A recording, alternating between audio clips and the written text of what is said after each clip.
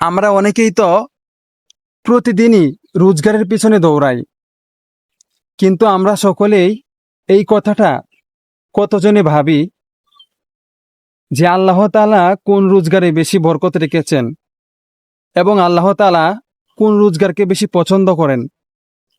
তাহলে ভাই আসুন জেনে নেওয়া যাক। রাসূল সাল্লাল্লাহু আলাইহি ওয়াসাল্লাম বলেন, মানুষ নিজে পরিশ্রম করে যে উপার্জন করে সে উপার্জনের চেয়ে উত্তম খাবার আর কোনোটা হতে পারে না।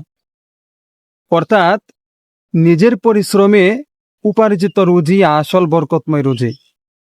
তাহলে আসুন আমরা সবাই নিয়ত করি হালাল পথে নিজের পরিশ্রমে রুজি অর্জন করি, কারণ তাতেই আছে দুনিয়া ও আখিরাতের সম্মান।